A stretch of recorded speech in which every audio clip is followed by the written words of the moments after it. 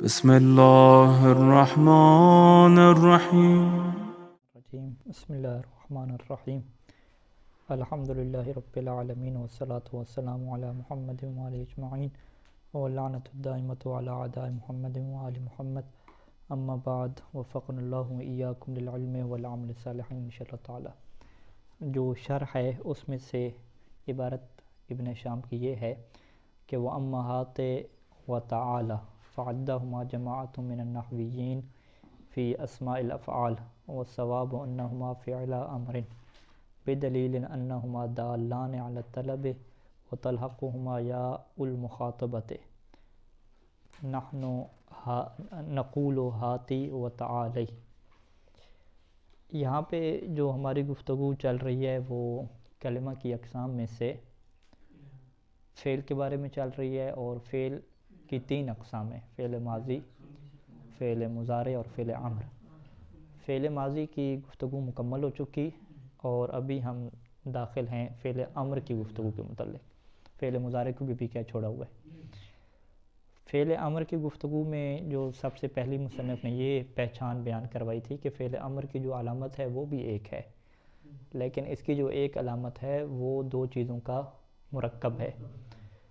ان میں سے پہلی چیز معنوی ہے کہ اس کا معنی کیا ہے، طلب والا ہونا چاہیے. دوسری چیز لفظی ہے کہ اس کے اوپر جو ہے وہ یا مخاطبہ جو مؤنث کی یا ہے وہ کیا لگ سکتی ہو. یہ دونوں اگر شرطیں موجود رہیں گی تو ہی ہم اسے کیا ہے فعل امر کہیں گے. اچھا، یہ گفتگو پھر ہوئی. پھر اس کے بعد تین کلمات ہمارے سامنے ایسے ہے کہ جس کے بارے میں نحویوں کا اختلاف ہے کہ آئے یہ فعل امر ہیں یا اسم فعل ہیں. ٹھیک ہے، یہ اختلاف جو ہے وہ فقط ایک لفظی اختلاف ہے، آپ اسے کہہ سکتے ہیں، وگرنہ معنی سب کے مطابق کیا ان کا طلب ہی ہے. وہ اختلاف اس وجہ سے پیدا ہوا کہ کیا یہ تین افعال، یہ جو تین کلمات ہیں ہمارے پاس، کیا ان کے ساتھ یا مخاطبہ لگتی ہے یا مخاطبہ نہیں لگتی. یعنی یہ بات تو کنفرم ہے کہ یہ جو تین افعال ہیں، ٹھیک ہے، ہلما اور ہاتے اور تعال. ہلما، ہاتے اور جو تعال ہیں، ان تینوں کا جو معنی ہے وہ طلب والی ہے. ٹھیک ہے، ہلما تم آ جاؤ یا تم لے آؤ، تعال تم آ جاؤ، ہاتے کیا تم لے آؤ. تو معنی سب کا کیا طلب والی ہے. یعنی جو فعل امر کی علامت مرکب تھی دو چیزوں میں سے، وہ ایک حصہ پائے جاتا ہے علامت کا، طلب کا معنی. اختلاف نحویوں کے اس میں ہے کہ جو دوسرا حصہ ہے کہ یا مخاطبہ کیا ان کے ساتھ کلام عرب میں لگی ہوئی ہے یا لگی نہیں ہوئی. ہلما کے متعلق تو مصنف نے کہا تھا کہ جو اہل حجاز ہیں کہ جن کے مطابق قرآن مجید نازل ہوا ہے جن کے لہجے میں، تو ان لوگوں کے مطابق قرآن مجید کے اندر ہمیں ہلما اس حالت میں نظر آتا ہے کہ خطاب جمع کو ہو رہا ہوتا ہے، لیکن ہلما کیا ہے واحد کی اسی طرح ہلما ہی رہتا ہے، ہلمو نہیں بنتا. ٹھیک ہے جی، جبکہ خطاب کیا ہے وہ جمع کو ہے. قل لاخوانہم، اپنے بھائیوں سے کہہ جاؤ، ہلما ہے وہاں پہ. تو اس کا کیا مطلب ہو گیا پھر یہ کہ یہ فعل امر نہیں ہے. پھر کیونکہ فعل امر ہوتا تو یہ چینج ہو جاتا نا، اس کے اندر تبدیلی لازم نہیں ہے. جب یہ تبدیل نہیں ہوا، ایک ہی جگہ پہ آئے، تو پھر یہ فعل امر نہیں ہے، یہ کیا ہے اسم فعل ہے. پھر بیان کیا تھا کہ بنو تمیم والوں کے لہجے میں جو ہے وہ اس کے ساتھ تبدیلی کر دی جاتی ہے کہ اگر یہ جمع کو خطاب ہو یا مؤنث کو ہو تو وہ پھر واو جمع بھی لگ جاتی ہے اور یا مخاطبہ بھی لگ جاتی ہے، ہلمی وہاں پہ بن جاتا ہے. لیکن اہل حجاز کے مطابق کیا ایسا نہیں ہے، اور قرآن مجید میں بھی کیا ایسا نہیں ہے. یہ خلاصہ تھا کل کے درس کا. آج کا جو درس ہے وہ ہلما کے بعد دو جو کلمات ہیں، ہاتے اور تعال، اس کے اوپر کیا درس ہے. ہاتے کا مطلب کیا ہے لے آؤ، اور تعال کا مطلب کیا ہے آ جاؤ. اس کے بارے میں کیا اختلاف ہے، تو یہاں پہ ہم عبارت سے اس کو لے آتے ہیں. یہاں پہ کوئی استدلالی بحث ابھی تک نہیں شروع ہو رہی. وَأَمَّهَاتِ وَتَعَالَى فَعَدَّهُمَا جَمَاعَةٌ مِّنَ النَّحْوِيِّينَ. تو نحویوں کی ایک جماعت نے عدہما، ان دونوں کو شمار کیا ہے. کس میں سے شمار کیا ہے؟ فی اسماء الافعال، اسماء میں سے شمار کیا ہے. اور اس اسماء کا کیا نام رکھا ہے؟ اسم فعل. یعنی ایک ایسا اسم کہ جس کا معنی کیا ہوتا ہے؟ فعل والا ہوتا ہے. والصواب، اور درست کیا ہے کہ انہما فعلا امرن، کہ یہ دونوں کیا ہیں؟ فعل امر ہیں. ٹھیک ہے، یعنی ہلما کو بھی مصنف ایک اعتبار سے فعل امر کہہ چکے ہیں جو ان کی عبارت سے ایک رجحان نظر آ رہا تھا. اور ہاتے اور تعال کو بھی کیا کہہ دیا؟ فعل امر کہہ دیا. بے دلیل، دلیل کیا ہے کہ انہما دالان علی الطلب، کہ یہ دونوں طلب کے اوپر دلالت کرتے ہیں، ہاتھ اور تال، وتلحقہما یا المخاطبت، اور ان دونوں کے ساتھ یا مخاطبہ بھی لگ جاتی ہے۔ تقولو یعنی اے عرب، یا نقول یا ہم، یعنی ہم عرب یہ کہتے ہیں، کیا کہتے ہیں؟ ہاتھی کہتے ہیں، یعنی مؤنث کو اگر خطاب کرنا ہو تو ہاتھی کے ساتھ کیا یا لگا دیتے ہیں، ہاتھی۔ اسی طریقے سے تعال میں بھی کیا لگا دیتے ہیں؟ یا لگا دیتے ہیں، تعالی نہیں کہتے، تعالی کہہ دیتے ہیں، وہ پھر بیان کریں گے کہ تعال کی جو لام ہے وہ مفتوح رہتی ہے ہمیشہ، ٹھیک ہے جی۔ وعلم ابھی بیان کر رہے ہیں کہ ان آخر ہاتھ مکسور ابداً، کہ ہاتھ کا جو آخر ہے یہ تو ہمیشہ کیا مکسور رہتا ہے، الا اذا کان لجماعت المذکرین، مگر یہ جمع مذکر کے لیے اگر ہوگا تو فإنه یضم، تو پھر اس کو کیا دیں گے؟ اس کے آخر کو کیا دیں گے؟ ضمہ دیں گے۔ فنقول ہاتھ یا زیدو، اس میں کیا رہا؟ یہ مکسور رہا مفرد میں۔ ہاتی یا ہندن مؤنث مفرد میں بھی کیا ہے؟ یہ مکسور رہا۔ ہاتیا یا زیدان تثنیہ میں بھی کیا مکسور رہا، او یا ہندان یا تثنیہ مؤنث میں بھی یہ کیا رہا؟ ہاتیا ہی رہے گا۔ ہاتین یا ہندات جمع مؤنث میں بھی یہ مکسور رہا۔ کل ذالک بکسر تا، ان تمام میں کیا ہے؟ تا کا کسرہ ہے، لیکن جب جمع مذکر کے لیے ہوگا تو پھر اس کے اوپر کیا لگے گا؟ ضمہ لگے گا۔ وَتَقُولُ هَاتُوا يَا قَوْمُ، ہاتو یا قوم میں آپ کیا کہیں گے؟ بِضَمِّهَا، وَتَقُولُ هَاتُوا يَا قَوْمُ بِضَمِّهَا، ہاتو یا قوم آپ کیا کہتے ہیں؟ بِضَمِّهَا، یعنی اس کے آخر کو آپ کیا دیتے ہیں؟ تا کو آپ ضمہ دیتے ہیں۔ قرآن مجید میں بھی ایسے ہے کہ قُلْ هَاتُوا بُرْهَانَكُمْ، کہ اپنے برہان کو لے کر آؤ، ٹھیک ہے جی۔ تو یعنی قرآن مجید کی یہ آیت دلیل بن جائے گی اس بات کی کہ ہاتھ کی حالت کیا ہے؟ تبدیل ہوتی رہتی ہے۔ اگر قرآن مجید میں جمع کے لیے آیا ہے تو وہ کیا ہے؟ ہاتھوں کیا ہو گیا؟ تبدیل ہو گیا، ٹھیک ہے۔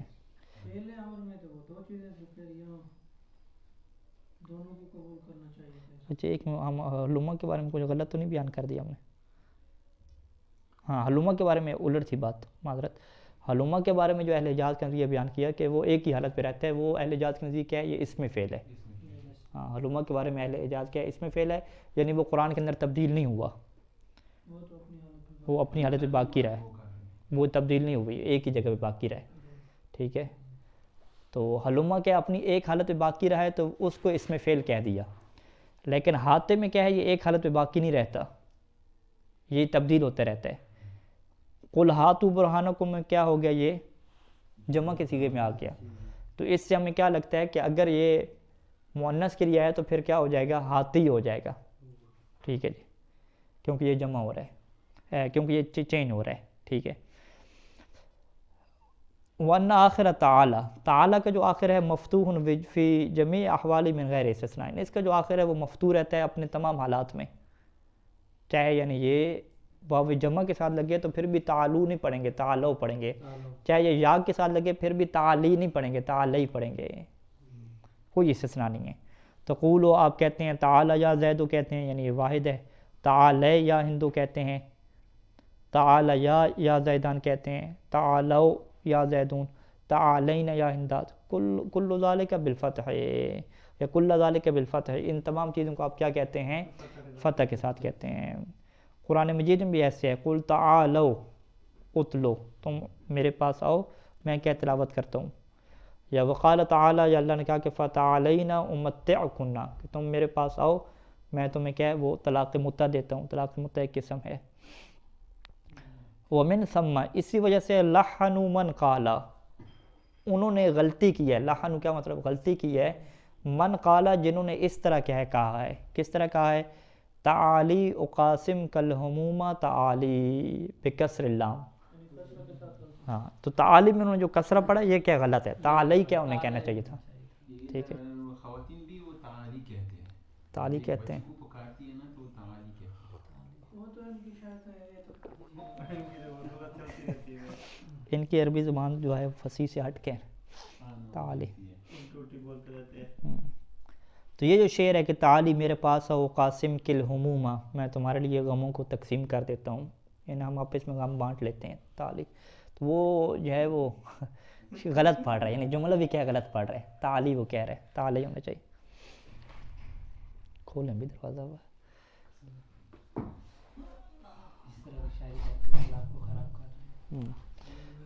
ٹھیک ہو گئی. پھر پس ان اختلافی چیزوں کا خلاصہ ہمارے سامنے کیا آیا کہ ہلما کے بارے میں قرآن مجید کا کیا موقف آ گیا؟ اس میں فعل ہے. اس میں فعل ہم نے کیوں کہا؟ کہ کیونکہ اس کا آخر تبدیل نہیں ہوا، ایک ہی طرح رہا ہے. ٹھیک ہے، جب ایک طرح رہا ہے تو اب اس کی جب ہم مؤنث بنائیں گے تو ہلمی نہیں ہوگا، یا نہیں لگے گی. جب یا نہیں لگے گی تو فعل امر کی علامت کیسے مکمل نہیں ہوگی. جبکہ جو ہاتے ہے اور تعالی ہے، ٹھیک ہے جی، یہ دونوں کیا رہیں گے؟ فعل امر ہو جائیں گے. نہیں والثواب، مصنف ثواب لکھا نا، یہ عبارت ہے نہیں والثواب، ٹھیک ہے. ہاں انہما فعلا امر، فعلان تھا تو نون گر گئی مضاف کی امر کی طرف، انہما فعلا امر. ٹھیک ہے، واضح.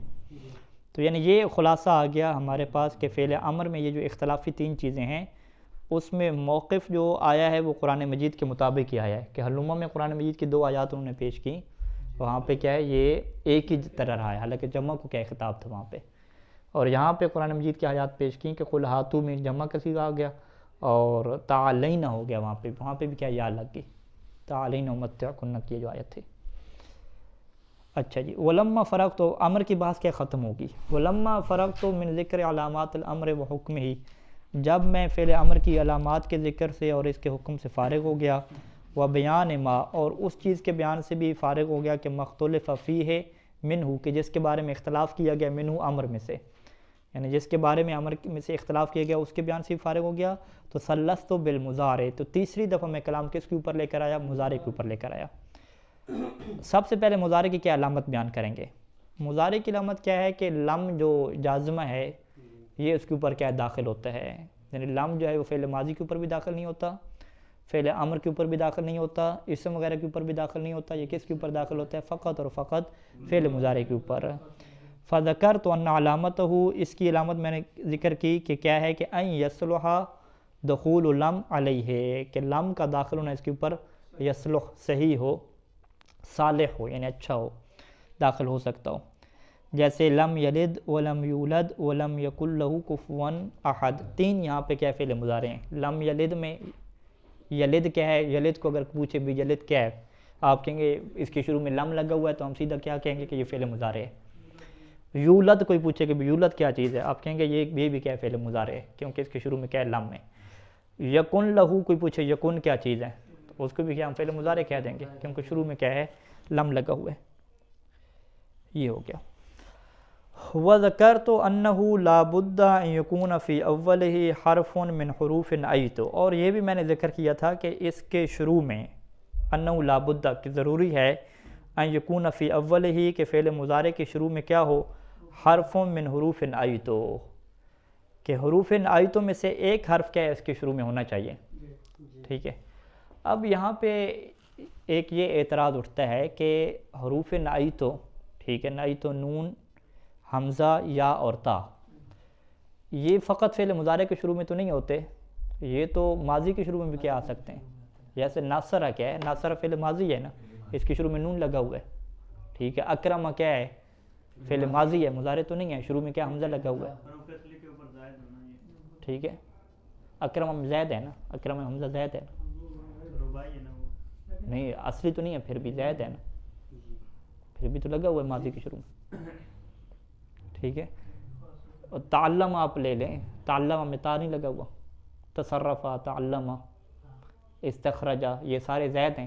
استخرجہ وغیرہ میں رباعی مزید فی نے کہتے ہیں، تو شروع میں الف بھی لگی ہوئی ہے، حمزہ بھی ہے، تے بھی ہے. تو یہ پھر سوال اٹھتا ہے کہ مصنف نے یہ جو علامت بیان کی ہے کہ جس کے شروع میں حروف مضارع میں سے نائتوں میں سے کوئی ایک آتا ہو، تو یہ پھر کیا فعل مضارع کی علامت ہے؟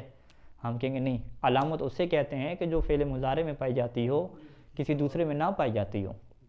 جیسا کہ فعل ماضی کی کیا علامت تھی؟ تائے تانیث سے ساکنہ کا لگنا. اب وہ تائے تانیث سے ساکنہ نہ مضارع میں آتی ہے نہ امر میں آتی ہے. فعل امر کی علامت کیا تھی؟ کہ طلب کے ساتھ ساتھ یا مخاطبہ کا لگنا، وہ بھی کسی اور جگہ نہیں ہوتی. جب فعل مضارع میں آپ نے وہ علامت لام والی بیان کی، وہ تو ٹھیک ہے آپ کی بات، کہ وہ فقط فعل مضارع کے اوپر لگتی ہے.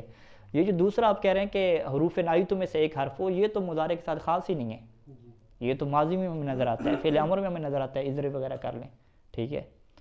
تو لہٰذا یہاں پہ مصنف ابھی آگاہ کریں گے، مصنف کہیں گے کہ بھئی یہ میں نے فعل مضارع کی علامت کے طور پہ ذکر ہی نہیں کیا، ٹھیک ہے. لہٰذا آپ اپنے ذہن میں یہ نہ رکھیں کہ یہ جو میں نے کہا ہے کہ اس کی شروع میں حروف مضارع میں سے ایک حرف لگے گا، حروف نعیتوں میں سے ایک حرف لگے گا، تو یہ علامت کے طور پہ نہیں کہا، بلکہ یہ میں نے اپنی ایک آنے والی بات کے لیے مقدمہ کے طور پہ کہا. یعنی میں کچھ اور چیزیں کہنا چاہ رہا ہوں تو اس کے مقدمہ کے طور پہ میں نے کیا یہ بنیاد باندھی ہے.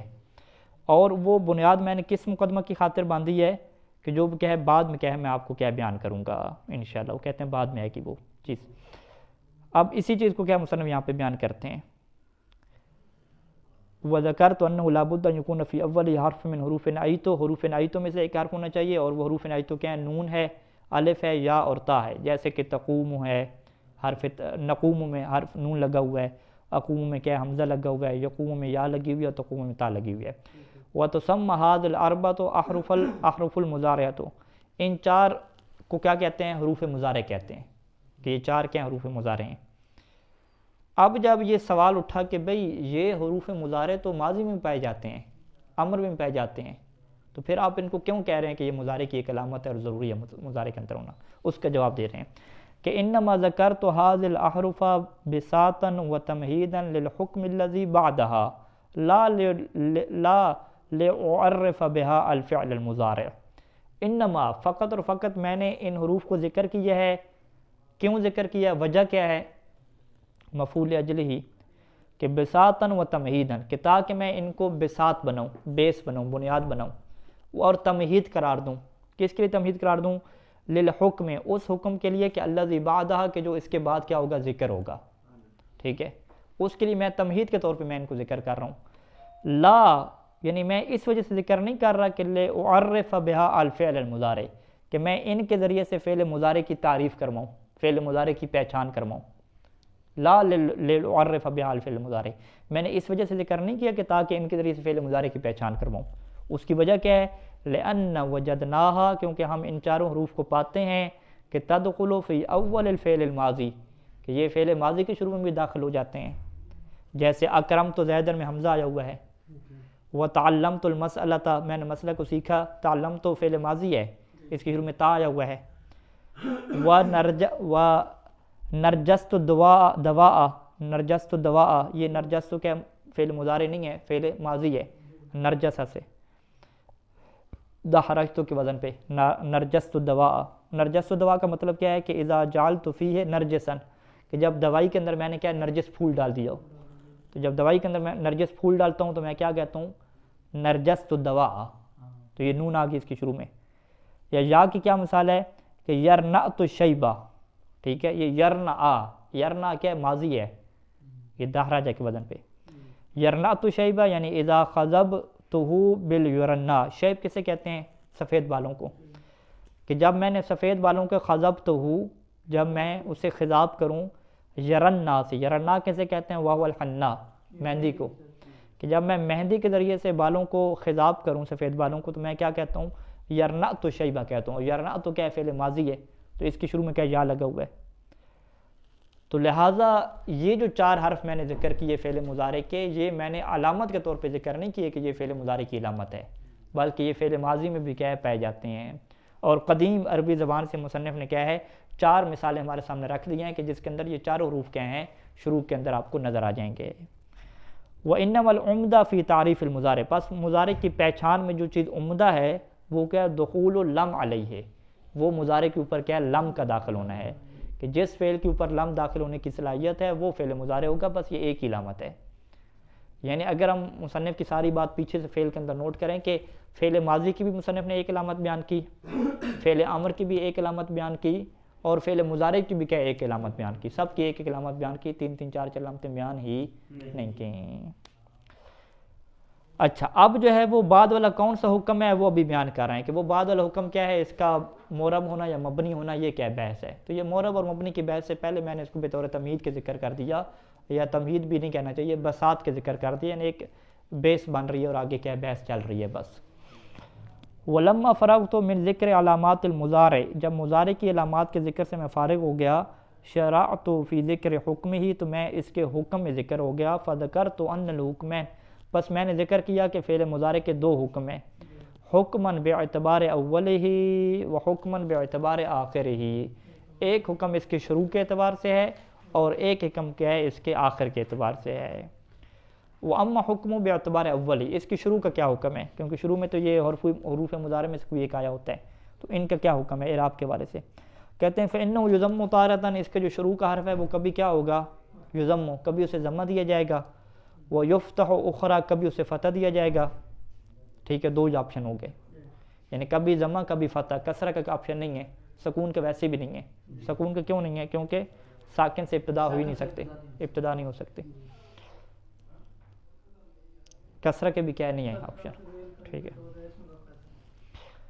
فَيُضَمُّ إِنْ كَانَ الْمَاضِي أَرْبَعَةَ أَحْرُفٍ سَوَاءٌ كَانَتْ كُلُّهَا وصولاً، یا کیا ہے بعضها عصراً و بعضها زائداً، مضارع کے شروع کے حرف کو آپ ضمہ دیں گے، ضمہ دینے کا کیا قانون ہے کہ إِنْ كَانَ الْمَاضِي أَرْبَعَةَ أَحْرُفٍ، اگر ماضی کیا ہو چار حروف پہ مشتمل ہو، چاہے یہ جو چوتھا حرف اس کے اوپر اضافہ ہو رہا ہے ماضی کے اندر، یہ چاہے اس کا اصلی حرف ہو، یعنی فرض کریں رباعی مجرد سے ہو، یا اس کا اصلی حرف نہ ہو بلکہ زیادہ ہو، جیسے کہ کیا ثلاثی مزید فی سے ہو، یعنی سواء کانت کلھا اصولاً، چاہے اس کے چار حرف تمام کے تمام اصلی ہوں، جیسے داحرجہ، یو داحرجو ہے، داحرجہ فعل ماضی کے اندر چار حرف ہیں، تو مضارع کے اندر یہ داحرجو نہیں کہیں گے بلکہ یو داحرجو کہیں گے، ٹھیک ہے، ضمہ لگانا ہے۔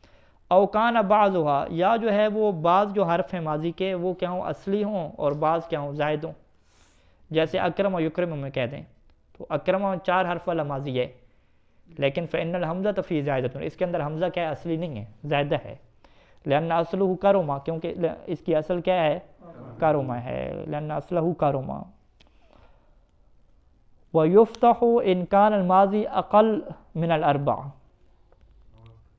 اگر ماضی چار سے تھوڑا ہوا او اکثر منہ، یا چار سے زیادہ ہوا، تو پھر کیا ہے یفتح، اس کے شروع والے حرف کو کیا دیں گے فتح دیں گے۔ فل اول، اول سے کیا مراد ہے، اگر اس کا کم ہو، ہاں اگر اقل من الاربع، اول سے کیا مراد ہے، یعنی اگر ماضی کیا ہوا چار حرفوں سے تھوڑا ہوا، جیسے ضربہ ماضی چار حرفوں سے تھوڑا ہے، تین حرف پہ ہے، تو اب اس کے فعل مضارع کو کیا جائے گا، فعل مضارع میں پہلے حرف کو فتح جائے گا، یعنی ضربہ سے یضرب نہیں کہیں گے، یضرب کہیں گے، ٹھیک ہے، وہ فعل مجہول میں ہے کہ یضرب کہہ دیتے ہیں، معلوم میں ایسا نہیں کہتے ہیں، ذہبہ میں یذہب کہہ دیتے ہیں، ٹھیک ہے، تین کی مثالیں، یا داخلہ میں یدخلو کہہ دیتے ہیں۔ وثانی، ثانی سے کیا مراد ہے کہ اگر ماضی کیا ہوا چار سے زیادہ ہوا، جیسے انطلق، انطلق ماضی ہے، کتنے حرف پہ مشتمل ہے، پانچ پہ مشتمل ہے، الف نون تا لام اور قاف، تو اب مضارع میں بھی کیا ہوگا مفتوح ہوگا، ینطلق۔ استخرج کتنے حرف پہ مشتمل ہے، چھ پہ مشتمل ہے، ٹھیک ہے جی، یہ بھی کیا ہو جائے گا یستخرج ہو جائے گا۔ وَأَمَّا حُکْمُ بِاعْتِبَارِ آخِرِهِ، مضارع کا حکم اس کے آخر کے اعتبار سے، فَإِنَّهُ تَارَةً يُبْنَى عَلَى السُّكُونِ، اس کے آخر کو کبھی مبنی علی السکون کریں گے، وَتَارَةً يُبْنَى عَلَى الْفَتْحِ، اور کبھی مبنی علی الفتح کریں گے، وَتَارَةً يُعْرَبْ، اور کبھی یہ کیا ہوگا معرب ہوگا، یعنی اگر آپ دیکھیں تو اس کے تین حالات بن رہے ہیں مضارع کے، لیکن دو میں یہ مبنی ہے اور ایک حالت میں کیا ہوتا ہے معرب ہوتا ہے، یعنی پس مضارع کے معرب ہونے کی بھی کیا حالات ہمارے پاس موجود ہیں، جبکہ ماضی اور امر کے معرب ہونے کے حالات بیان نہیں ہوئے تھے۔ امر میں ہم نے کیا کہا تھا کہ امر کیا ہوتا ہے مبنی علی السکون ہوتا ہے، ٹھیک ہے، سوائے اعلال کی بعض صورتوں میں جس میں مبنی علی حذف آخری ہو جاتا ہے، ٹھیک ہے، یا کچھ صورتیں ایسی ہیں کہ جس میں مبنی علی حذف نون ہوتا ہے، تو وہ سارے کے سارے مبنی کی حالات تھیں جو بھی بن رہے تھے۔ ہاں مضارع میں ہم کیا کہتے ہیں کہ نہیں، مضارع کیا ہوتا ہے معرب ہوتا ہے، لیکن کچھ صورتیں اس کی مبنی بھی ہوتی ہیں، یعنی یہ مکسچر ہو گیا، یعنی مبنی علی السکون ہوتا ہے، مبنی علی الفتح ہوتا ہے، اور ایک صورت کیا ہے اس کی معرب ہونے کی، وہ تفصیلات کے ہم بھی ذکر کر رہے ہیں، یعنی فہذی ثلاث حالات لآخرہ، یعنی یہ تین حالات بنتے ہیں مضارع کے آخر کے لیے، کما ان لآخر الماضی ثلاث حالات، جیسا کہ ماضی کے آخر کے بھی کیا تھے تین حالات تھے، ولآخر الامر ثلاث حالات، اسی طریقے سے امر کے آخر بھی کیا تھے تین حالات تھے، ٹھیک ہے، ماضی کے تین حالات کون سے تھے، ماضی مبنی علی السکون ہوتا تھا، ضربتو میں جیسے مبنی علی الفتح تھا، مبنی علی الضم تھا ضربو میں، ٹھیک ہے، یہ تین اس کے حالات تھے۔ اصل وہاں پہ کیا کہا تھا؟ مبنی الفتح کہا تھا. فعل امر میں اصل مبنی السکون بنایا, ٹھیک ہے, اور کبھی کیا ہوتا ہے مبنی لا حذف آخری ہے اذا کان معتلا, اور کبھی کیا ہوتا ہے جی وہ حذف نون کے ذریعے سے ہوتا ہے جب تسنیہ وغیرہ کے سیغے ہوں. اچھا جی, مضارع کے اندر بھی کیا یہ 3 حالات آ گئے, لیکن اس کے اندر ایک حالت کیا اعراب والی ہے, یعنی مبنی السکون, مبنی الفتح اور پھر معرب والی حالت آ گئی. سب سے پہلے مبنی السکون کو بیان کر رہے ہیں. فَأَمَّا بِنَاؤُهُ عَلَى السُّكُونِ, مبنی السکون ہونا فمشروط, تو یہ اس بات کے ساتھ مشروط ہے کہ بأن يتصل به نون الاناث, اگر اس کے ساتھ نون اناث ہوگی, نون مؤنث نہیں کا اناث, اناث کیا جمع ہے, یعنی نون جمع مؤنث, یوں آپ اسے تعبیر کریں, یعنی اگر اس کے ساتھ نون جمع مؤنث لگے گی جو کہ کیا بنتا ہے, چھٹا صیغہ بنتا ہے, اور کون سا بنتا ہے, 12واں صیغہ بنتا ہے, یعنی غائب کے صیغوں میں سے آخری صیغہ اور مخاطب کے صیغوں میں سے آخری صیغہ, یضربنا اور تضربنا, یضرب کی گردان سے گرام میں, ٹھیک ہے جی. نحو النسبۃ یقمنا, قامہ یقوموں سے گردان کی, تو یہ غائب کا کیا چھٹا صیغہ بن رہا ہے یقمنا. نون نسبہ لگی تو یقومنا میں یقوم تھا, میم کیا ہے آخر پہ ساکن ہوگی اس کی, مبنی السکون, یعنی خواتین کیا کھڑی ہوتی ہیں. والوالدات یرضعن, ٹھیک ہے, میں دودھ پلائیں, یرضعن کیا ہے وہ بھی چھٹا صیغہ ہے, تو عین کیا ہو گیا مبنی السکون ہو گیا. والمطلقات یتربصن, یعنی جن کو طلاقیں دی گئی ہیں وہ کیا کریں, یتربصن انتظار کریں, عدت گزاریں. یتربصن میں کیا ہے یہ صاد مبنی السکون ہو جائے گا. ومنہ, اور اسی میں سے ہے الا ان یعفونا, الا یعفونا یہ بھی کیا ہے قرآن مجید کی آیت ہے, اور یہ سورہ بقرہ کی آیت نمبر 237 ہے, جیسے کہ حاشیے میں کیا موجود ہے. لیکن یعفونا کے اندر کیا ہے ہمارے پاس 2 طرح کے کیا ہیں لفظ ہیں, ایک میں واو اصلی ہوتا ہے اور ایک میں واو کیا ہوتا ہے زائدہ ہوتا ہے. اس کو ہم یہاں پہ دیکھ لیتے ہیں بورڈ پہ, تو چیز ہمارے لیے کیا واضح ہو جائے گی. فعل مضارع مبنی علی الضم ہوتا ہے, یا مبنی الضم نہیں ہوتا, مبنی الضم نہیں ہوتا بلکہ معرب ہوتا ہے. کہاں پہ معرب ہوتا ہے؟ یضربون میں, جب واو جمع لگے, ٹھیک ہے. یضربون میں سے اس فعل کو کیا کہتے ہیں؟ معرب کہتے ہیں. اسی طریقے سے ہمارے پاس کیا ہے آفا وا, فعل ماضی ہے, اس کا مضارع کیا بنے گا, یعنی بغیر علال کے, یا فو, ٹھیک ہے جی. یا فو کی آپ گردان کریں, یہی صیغہ آپ بنائیں, تو صیغہ کیا بنے گا, یا فو وونا, ٹھیک ہے, یہ صیغہ بنے گا. اب واو متحرک کیا ہے, ما قبل کیا ہے مضموم ہے, تو واو کی حرکت کیا گر جاتی ہے, اور 2 واو التقاء ساکنین ہو جاتا ہے, تو ایک واو کو گرا دیتے ہیں. اس کی یعنی اصلی واو کیا ہے گر جاتی ہے, اصلی واو گر جانے کے بعد کیا ہو جاتا ہے, یا افونا ہو جاتا ہے, یا فونا, ٹھیک ہے. اب یا افونا میں جو نون ہے یہ نون مؤنث ہے, کہتے ہیں نون مؤنث تو نہیں ہے یہ, بلکہ کیا علامت اعراب ہے, کیونکہ یہ معرب ہے, یہ نون مؤنث نہیں ہے, ٹھیک ہے. لہذا اس کو ہم کیا کہتے ہیں کہ یہ کیا ہے جناب علی, معرب ہے, یہ مبنی ہے ہی نہیں. لیکن اسی سے اگر آپ گردان کرتے جائیں اور کہاں پہ پہنچیں آپ, تافو کی گردان پہ ہیں. اگر یہ معرب ہے تو ان داخل ہے, اس کو تو گرنا چاہیے اعرابی جو ہے. کس کو؟ اس نون کو. اگر ان داخل ہو, ہاں آسان دو, اگر ان داخل ہوگا تو یہ نون گر جائے گی نا, ان داخل ہوگا, لام داخل ہوگا, ٹھیک ہے, نون گر جائے گی. لیکن یہ جو قرآن مجید کی آیت ہے الا یعفونا, اس میں نون نہیں گری, ٹھیک ہے. اس کا مطلب ہے کیا ہے کہ یہ نون اعراب والی نہیں ہے, اس کی اصلی. اچھا نون اصلی ہے تو پھر صیغہ کیسے بنے گا؟ کہتے ہیں کیونکہ یہ صیغہ کیا ہے یعفونا, یہ کون سا صیغہ ہے, یہ مؤنث کا صیغہ ہے. مؤنث صیغہ کیسے یضربون سے کرتے تھے, یضرب یضربان یضربون, تضرب تضربان یضربنا, ٹھیک ہے. مؤنث کا صیغہ یہاں پہ کیا آتا تھا, یضربنا, ہاں یضربنا. اب یضربنا کی طرح یہ یافو کا صیغہ بنائیں یضربنا کی طرح, یعفونا, ینصرنا کے وزن پہ, یا ہم اس کو ایسے پڑھ لیتے ہیں آسانی کے لیے, یعفونا پڑھ لیتے ہیں, پڑھتے یعفون ہیں, ٹھیک ہے. تو یہ سیدھا سیدھا کیا صیغہ بن رہا ہے, ہاں یہ کیا ہے مبنی علی السکون ہے, ٹھیک ہے جی. لہذا یہ صیغہ کون سا بن رہا ہے, مؤنث کا بن رہا ہے, اور یہ نون کون سی ہے, نون اناث ہے, ٹھیک ہے. اب دیکھیں یہ دونوں سیغے آپ کو ظاہری طور پہ ایک جیسے لگ رہے ہیں، یافونا اور یافونا ایک جیسے لگ رہے ہیں. فرق کیا ہے کہ یہاں پہ جو واو ہے وہ اصلی نہیں ہے، واو جمع والی ہے، اس کی اصلی واو کیا گر چکی ہے، جبکہ یہاں پہ جو واو ہے وہ کیا ہے اصلی ہے. ٹھیک ہے جی. اب جب قرآن مجید کی یہ آیت ہے الا ان یعفونا، ان داخل ہوا تو ان کے بعد نون کیا باقی ہے. جب یہ نون باقی ہے تو آپ اس کو مورب نہیں کہہ سکتے، کیونکہ مورب ہوتا تو یہ نون کیا گر جاتی. لہذا پتہ چلا کہ یہ کیا ہے یعفونا مؤنث کا صیغہ ہے اور نون مؤنث اس کے اوپر کیا لگی ہوئی ہے اور یہ مبنی علی السکون ہے. ٹھیک ہے. یعنی الا یعفونا ومنہ، یعنی اسی میں سے ہے، یعنی اسی مضارع میں سے ہے کہ جس کے اوپر نون اناث لگتی ہے قرآن مجید کی سورہ بقرہ کی یہ آیت الا یعفونا. وہ کیوں ہے؟ لأن الواو اصلیت، کیونکہ واو یہاں پہ اصلی ہے. وہی واو و عفا یعفو، کون سی وہ ہے جو عفا یعفو کے اندر موجود ہے آخر پہ. والفعل مبنی علی السکون، اور یہ فعل مبنی علی السکون ہم کہتے ہیں اتصال بالنون، کیونکہ یہ نون مؤنث کے ساتھ کیا ملا ہوا ہے، اور نون کیا ہے یہاں پہ فاعل مضمر، فاعل ہے جو کہ ضمیر ہے. عائد علی المطلقات، اور یہ جو ہے وہ پلٹ رہا ہے کس کی طرف؟ مطلقات کی طرف. ٹھیک ہے. یعنی الا یعفونا پیچھے جو پوری آیت ہے والمطلقات یتربصن الا یعفونا، یعنی یعفونا کے اندر جو فاعل ہے وہ کس کی طرف پلٹ رہا ہے؟ مطلقات کے اوپر پلٹ رہا ہے، یعنی مؤنث کی کیا ہے بات ہو رہی ہے. وہ وزنہ یفعلنا، اس کا وزن کیا ہے؟ یفعلنا ہے. ٹھیک ہے. وزن اس کا کیا ہے؟ یفعلنا ہے، یعنی لام اس کی کیا ہے موجود ہے، یفعلنا. جبکہ اس کا جو وزن ہے وزن میں بھی کیا گرتی ہے جیسے اعلال ہوتا ہے. اس کا وزن کیا بنے گا؟ یف عین تو ہے لیکن نام کیا گر گئی؟ یف اونا، واو ہے نا یہاں پہ، واو لے کر آئیں گے نا، یف اونا. ٹھیک ہے. اس کا وزن کیا بن رہا ہے؟ یف اونا بن رہا ہے. اس کا وزن یف اولنا اور اس کا وزن کیا ہے؟ یف اونا.